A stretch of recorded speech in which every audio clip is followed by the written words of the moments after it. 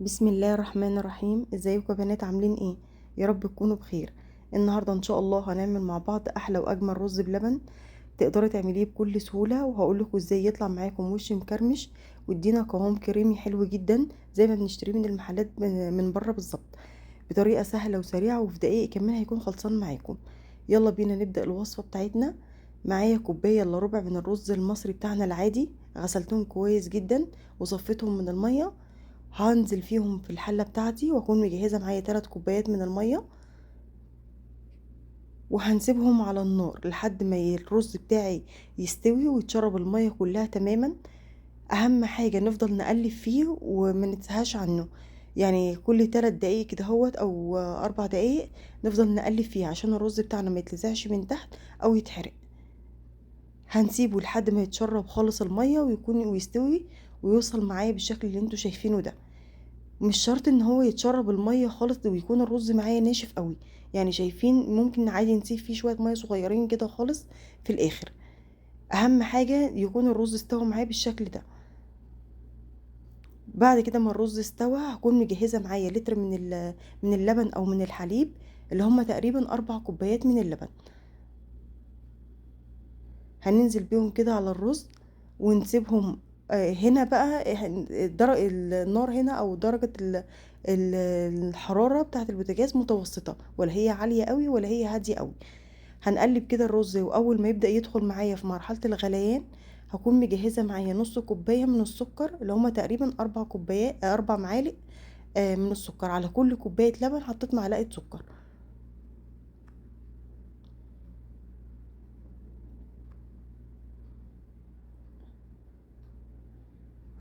هحط كمان معاهم رشة صغيرة من الملح.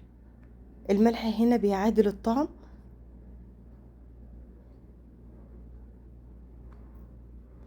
هنسيبهم بقى لحد ما يغلوا مع بعض، وعلى ما يغلوا هكون بقى بجهز الخطوة اللي هي بتاعت النشا. معايا 3 معالق كبار من النشا، هحط عليهم معلقتين كبار من الكريم شانتيه. الكريمة هنا غير محلاة، والكريمة هنا بتدي طعم حلو جدا وقوام حلو جدا مع الرز بلبن. تقدري تستغني عن الكريمة بمعلقتين 3 من القشطة. يعني لو عندك قشطة من وش اللبن كده او قشطه فلاحي، تقدري تحطي معلقتين 3 كمان مع الرز بلبن، بيديلها قوام كريمي حلو جدا. وكمان هي اللي بتعمل الوش المكرمش على وش طبقه الرز بلبن بعد ما بيخلص. هنا خلاص كان اللبن بقى سخن معايا ودخل في مرحله الغليان.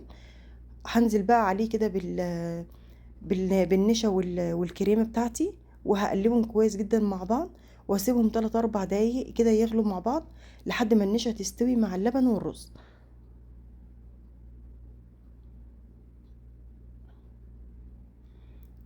شايفين بدأ القوام بتاعه يتقل شوية. احنا مش عايزين القوام اللي هو التقيل قوي، يعني مش عايزين الرز بلبن يبقى معايا تقيل قوي او ماسك قوي، فما نكترش النشا. قبل ما نطفي عليه بقى هكون مجهزه معايا نص معلقه صغيره من الفانيليا. الفانيليا هتديله ريحه حلوه وطعم حلو. لو عايزين تستغنوا عن الفانيليا، والناس اللي بتحب ماء الزهر او ميه الورد، تقدر تحط نقطتين 3 معاها، برضك بتبقى حلوه جدا. وخلاص كده الرز اللبن بتاعي جاهز وخلص في دقايق وفي ثواني على طول.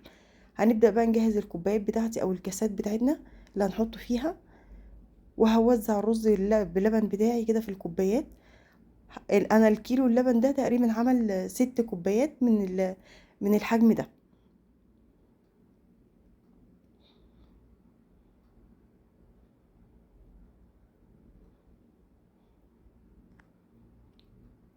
هنحط الكمية كلها في الطباق بتاعتنا بالشكل اللي انتوا شايفينه ده. تقدروا طبعا تحطوا في كوبايات، في كاسات، في اطباق اللي موجود متوفر عندكم. ازاي بقى يطلع الوش بتاعنا مكرمش زي ما بنجيبه من المحلات من بره؟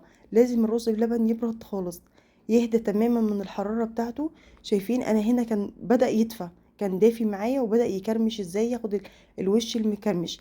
بس طبعا انا كنت بقى مستعجلة على الفيديو عشان اوريهولكم، فما سبتهوش يبرد خالص. فيدوبك هو هنا كان دافي. اول ما دافي بدأ يعمل الوش المكرمش ده. بعد ما برد تماما هيديكوا بقى الوش المكرمش بالظبط زي ما بنشتريه من بره. وهنا بقى تقدروا تزينوا باي حاجه موجوده عندكم. انا هنا كان عندي شويه فستق زينت بيهم. لو متوفر عندكم جوزة الهند او شويه من السوداني او من الزبيب تزينوا بيهم. مش عايزين تزينوا باي حاجه، في ناس بتحب الرز بلبن كده بس ساده، برضو هيبقى حلو جدا معاكم. وكده خلاص انا وصلت معاكم لنهايه الفيديو. قولوا لي بتعملوا الرز بلبن كده ولا في طريقه تانية بتعملوها بيها؟ اتمنى الفيديو يكون عجبكم، وان شاء الله اشوفكم في فيديو جديد ووصفه جديده باذن الله.